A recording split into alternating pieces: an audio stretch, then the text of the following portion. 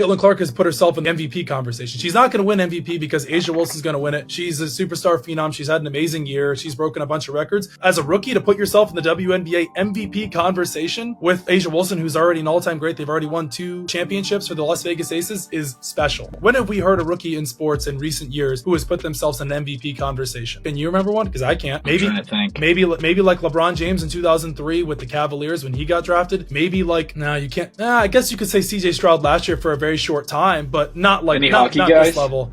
No, I mean, McDavid had a really good rookie year, but not MVP level. I mean, nobody's gotten this type of attention for putting yourself in the MVP conversation. And hey, I don't think she's going to win MVP, but she could finish second. And I don't remember the last time a rookie has finished second in MVP voting in any sports. Do you think Caitlin has Rookie of the Year on lock? Yes, I do too. She is in the MVP conversation, which is, I think, as well she should be.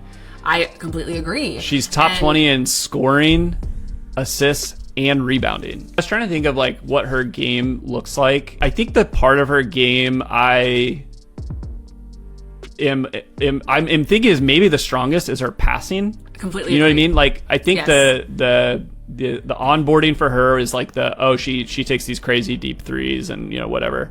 But it's actually her passing and vision that I think is kind of her most important gift. So yeah, she's leading the league in assists. To be fair, she's leading the league in turnovers as well, but like some of that is just like the team getting used to her style of passing, and like that'll get better over time too. But absolutely, she should be in the running for MVP. Hold on to your seats, basketball fans, because drama just hit the court harder than a buzzer beater. Sheryl Swoopes, the WNBA legend herself, is fuming after Skip Bayless stirred the pot with his latest hot take, naming college sensation Caitlin Clark as his pick for WNBA MVP. My Oklahoma Sooners, team I live and die for, playing their opener on Friday night on ESPN, and I could not stop watching Caitlin Clark. I'm a golf fanatic. Today, final round of the FedEx. Scottie Scheffler, the best player since Tiger, rolling toward $25 million, and I could not stop watching Caitlin Clark and the fever. I got the fever. This team is a blast to watch. This team has won 8 of its last 10. This team has won 9 out of 10 at home. I thought for the first half of the year, Angel Reese was the WNBA Rookie of the Year. She had the double-double streak. She's running away with the rebounding lead in the league. Now I'm starting to think Caitlin Clark is threatening A'ja Wilson for MVP. Not just Rookie of the Year, but for MVP. I got the fever. I can't stop watching. 2 or 3 times a day or night, it was day to day, she'll make passes where I say, that's just genius. That's just sensational. That's LeBron-esque. A couple of times a game, she'll shoot an effortless logo 3 and make it, and I'll say, I've never seen that in women's basketball before. That is Steph Curry-like. I got the fever. Her teammates should thank their lucky stars they have her. I mean, come on now. 8 of the last 10, and you were the worst team in the league last year? Clark, who's still rocking the NCAA, somehow snatched Bayless's MVP nod right from under the noses of the league's actual stars.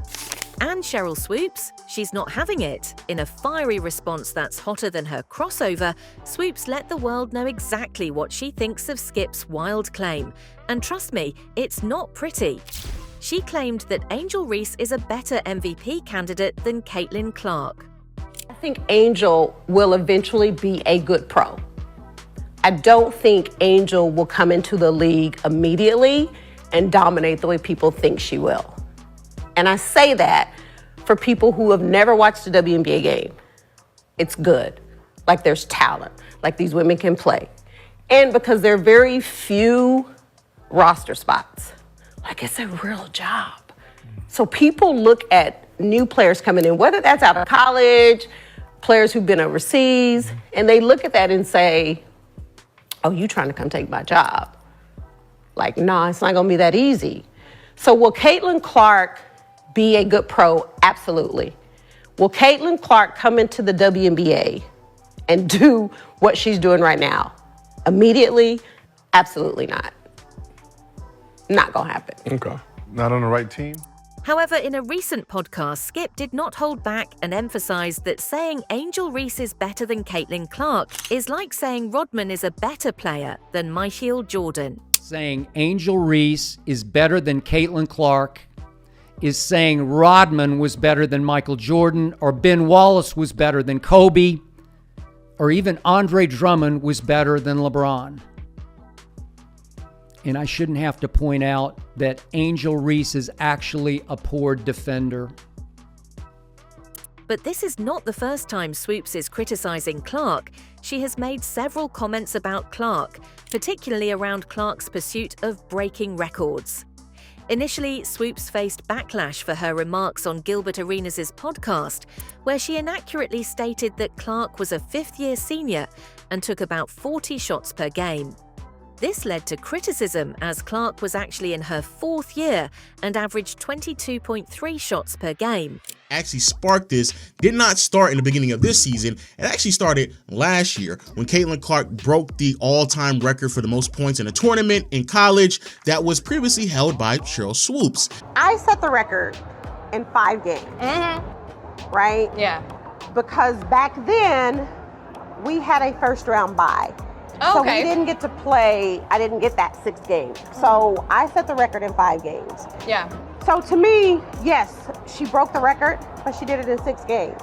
It took her extra game. Well, I'm just saying. You can say that. No, listen. If I have 6 games, The record's different. well, I'm gonna have another 30 to the 177, You were Jordan. averaging, what was it, 34? 30, yeah. 34. 30 something. 30 something. How about that? I mean, we're having a good time. We're having fun. But I don't really care what the record is, who has the record.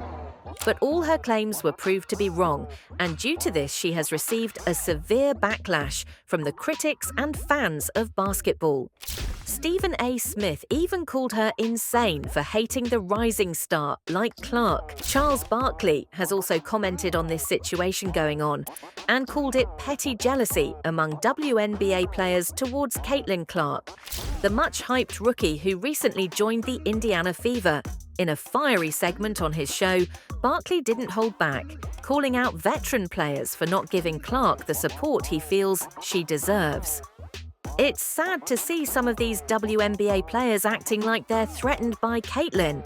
Do you ever think you'd be on Inside the NBA talking about the WNBA protecting somebody from violence? No, I thought man, these girls getting ready to hit the lottery. I mean, this is a great time to be a woman in the WNBA. Caitlin, I mean, what she's done for the game the last couple of years, she is a shining star. I didn't think she was going to have to worry about all this petty nonsense that's going on. And it's really unfortunate because she's bringing so much notoriety to the game. I watched more college basketball in the last 2 years, women-wise, I have my entire life. They act like she didn't earn it. They're like, well, she's only getting this shine because she's white. Is race a factor? Yes, race is a factor, but her resume speaks for itself. She just set the record for the most points ever scored. They didn't prop her up just because she was white. Her accolades speak for themselves. And because she's getting endorsements and people are coming to see her, we got this petty jealousness going on, and it's really unfortunate. After these immature and unprofessional comments, Sheryl was also pulled down from the broadcasting position of Dallas Wing.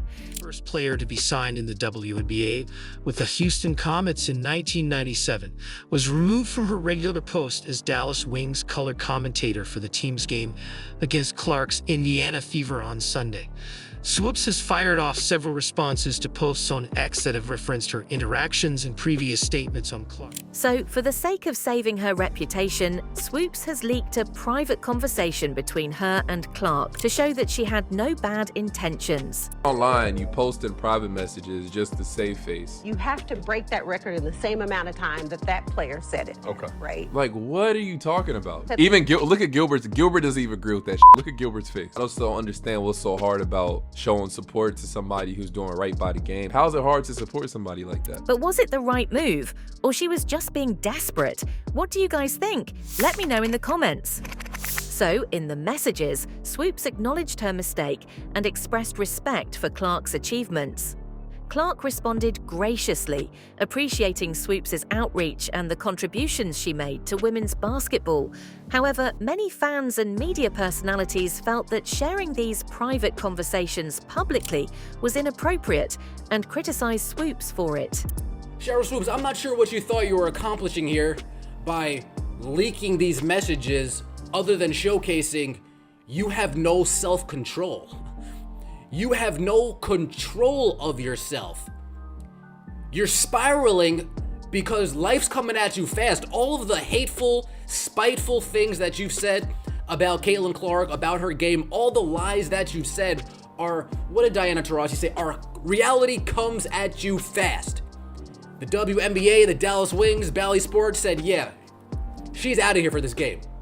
We don't want her for this game. Folks, do you remember the lies that Sheryl Swoopes was saying?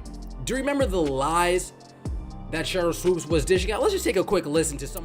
She posted this, "You may shoot me with your words." Someone responded, "I followed you through college and with the comments. I've always been a huge fan, still am. I'm also a Caitlin fan. Your podcast maybe would help if people heard what it was growing up in Texas." I don't know. I appreciate that. People, or please note, I do not dislike or hate her. I like her game too. It's all the ugly fans that I don't care for. But it's like, I cannot stress this enough.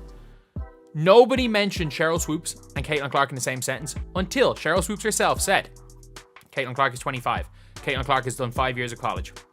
Caitlin Clark shoots 40 shots a game. And then, no one said anything until then.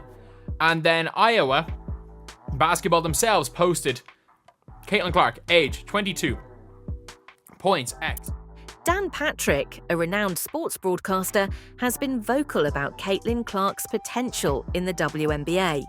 He often highlights her exceptional skills and the impact she could have on the league. In his discussions, Patrick emphasizes Clark's scoring ability, court vision, and overall basketball IQ, which he believes will make her a standout player in the WNBA. I'm going to look at this the way I did with Micheal Jordan, but I'm talking about value now. Value to a franchise, value to a league. 2 years ago, their home attendance was 1,800 fans. Their average this year, home attendance, is 17,000. And, of course, the big difference is Caitlin Clark.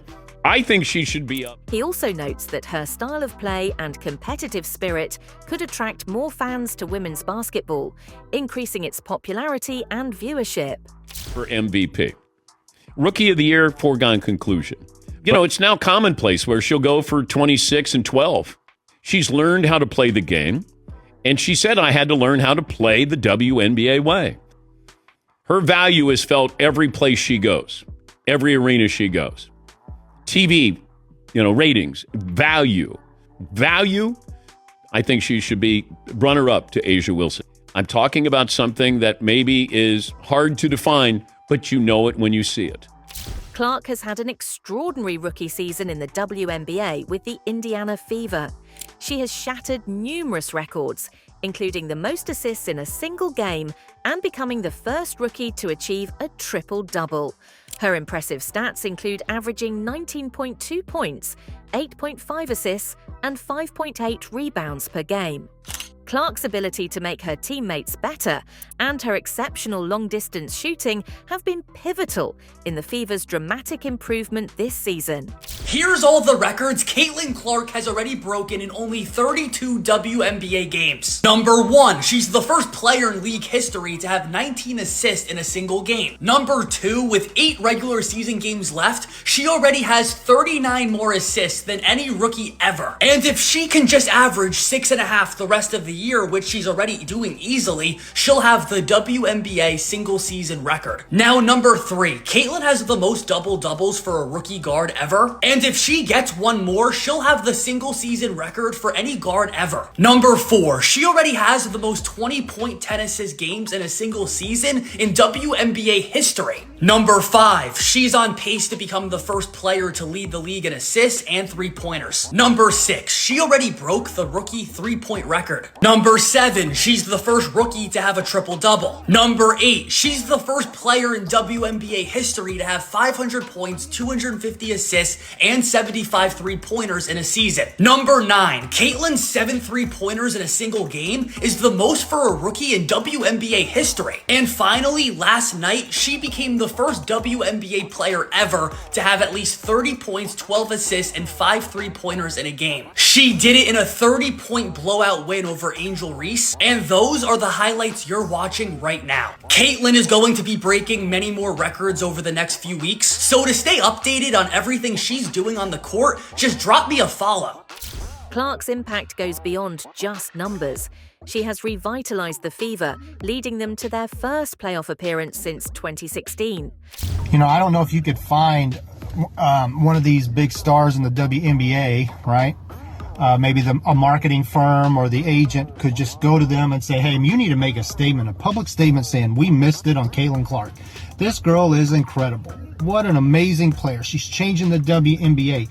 And glom onto her, and I guarantee you, you would start finding yourself in seriously good situations. I mean, right off the bat, just telling everybody, hey, we missed it on this girl. This girl's, in the consideration for MVP of the league as a rookie. Man, you would have millions of people coming and following you immediately. How is an agent or marketing firm not recommending this right now? Her presence has also significantly boosted WNBA viewership and attendance, making her a key figure in the league's resurgence.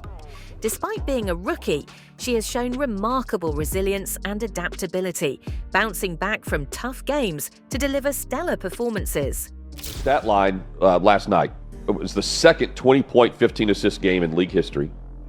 Let's see. Not a lot of passing in the WNBA. That was my first thought. Man, not a lot of assists. A lot of one-on-one. A lot of hero ball happening. Yeah, you're right. A lot of ISO. A lot of jumpers. Clark is the first rookie and 9th player overall in the history of the league with at least 400 points and 200 assists in a season. And now, 26 games into the year, Clark has scored or assisted on 915 points. That's a rookie single-season record. 213 assists. That's also second by a rookie. And again, she's going to break that in a game or two. And this is on a team that's 11-15, but was at the bottom of the barrel, but is now in the playoffs currently, albeit practically the entire league gets into the postseason. But last night, she scored or assisted on 66 of their 93 points. Were you surprised that you saw 93 points in the league? You know, when I watched, I was.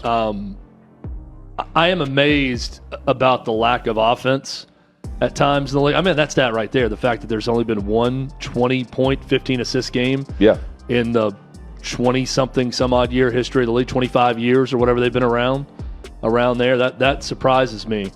Yeah, that's a lot of points. I felt like that was a good offensive game. I think there are a ton of 20-point, 15 rebound games, right? Yeah. But not assists. 15 assists. The rebound putback, that's how they're getting points. Offensive boards. Very one-dimensional in, you're a scorer, you're a passer, you're a rebounder, I guess. It's not a lot of players doing all of those things. Are you surprised that 19 assists is the NBA record in a game? I am. The W record? The W record. Little surprised by that. Me too. But I can't pretend to be overly surprised about a sport I just started watching 2 months ago. Well, it was Courtney Vandersloot. About a league I started watching 2 months ago. Courtney Vandersloot, who had 18 in a playoff game. Hun, do you think I'll ever be invited on a show as a W expert one day? Do you think shows are going to have me on and interview me like I'm Monica McNutt? You'll be Outkick's W reporter. Chad, tell us about the senior Wings. Reporter of the W. Tell us about the Wings front court and what they're looking at this offseason.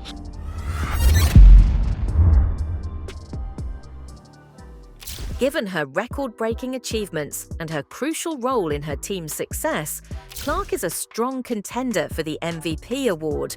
Her influence on and off the court, combined with her statistical dominance, makes her deserving of this prestigious honor. Clark has been, you can basically say, amazing, bro. She's been on another level. Since the All-Star break, she's averaging 24 points, 5 boards, 9 assists, shooting 47% from the field and 38% from the three. And basically 90 from the free throw line. she's been amazing. And yes, we both have said it. We both had her as Women's Rookie of the Year. She's gonna win it regardless. Like, it's gonna happen. She's going to win it. If Angel Wilson wasn't having like this great WNBA season, I don't think Caitlin would be like win it. I think she would be in the conversation though. Caitlin Clark, despite her undeniable talent and rising star status, has not been immune to criticism and backlash, some of which, critics argue, goes beyond her performance on the court. You look really bad. You look insane. You look crazy. You look like a hater if you still talking bad on Caitlin Clark. And it's very obvious that the resistance to Caitlin Clark is coming from this direction. Her sexuality, her color, and her status as being a rookie. Those are the three things. She's white. If she were black, it'd be an easier road. She's heterosexual, as far as I heard. If she were not, it'd be an easier road. And if she weren't a rookie, and she was in there sweating with the rest of them for all them years of obscurity that nobody cared about the league, and then all of a sudden she popped, oh yeah, give it to her, shoot. Oh, sugar. There's been a growing conversation among fans and commentators suggesting that the scrutiny Clark faces is partly rooted in issues of race and sexuality, reflecting broader societal biases that often seep into sports. So then you get what we have, Rich. If I had to bundle those three things up, it's resentment. This is what's going on. You're seeing resentment on full display. You're seeing people say, nah, man, that ain't right.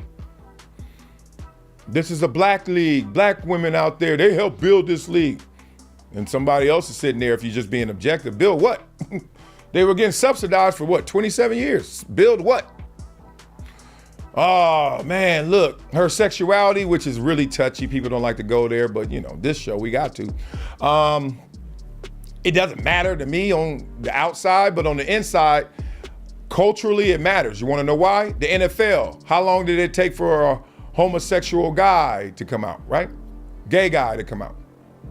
Why? Because on the inside, oh, we got something for you. We got some resistance for you, some resentment for you. And then she's just a rookie. Why y'all giving all that love? There's always been rookie vet hate, always. That's why vets hate rookies. In part because they come in immediately making more than you did when you were a rookie. Then in part, some of them make more than you make as a veteran. Like she making league maximum, and there's some other girls out there doing all that work. It's always tough for an athlete to be left off a major team like the Olympics, but Caitlin Clark handled it with remarkable grace. Despite the disappointment, she expressed support for her teammates and focused on continuing to improve her game. Her positive attitude and resilience in the face of setbacks are truly commendable. Clark's response to this situation highlights her maturity and dedication to the sport. A lot of athletes these days are always complaining about that they don't get the ball enough, they don't like the ownership, they want to be traded. And you know what? If Caitlin Clark wanted to complain about being left off the Olympic roster, she would probably be validated. You know, she'd probably make a good case. But instead of complaining, what she did is she put her head down and she went to work. She came out of the Olympic break looking like an even better player, which is hard to do. But think about the company that she's keeping. I saw this stat and I wanted to bring it up because I think it's amazing. Warriors Muse pointed this out, that Caitlin Clark is the only rookie besides Steph Curry and Micheal Jordan across the NBA and WNBA to do this. Score at least 29 points in multiple games on 70% true shooting, along with 5 boards and 10 dimes. When you are in the same conversation as Steph Curry and Micheal Jordan, you're doing something right. And the way that she carries herself is just a cherry on top. So Caitlin Clark, MVP of the weekend for me as well. What is your perspective of this whole situation? Do you think Caitlin Clark is worthy of being an MVP? Share your thoughts in the comments below. Stay tuned until next time.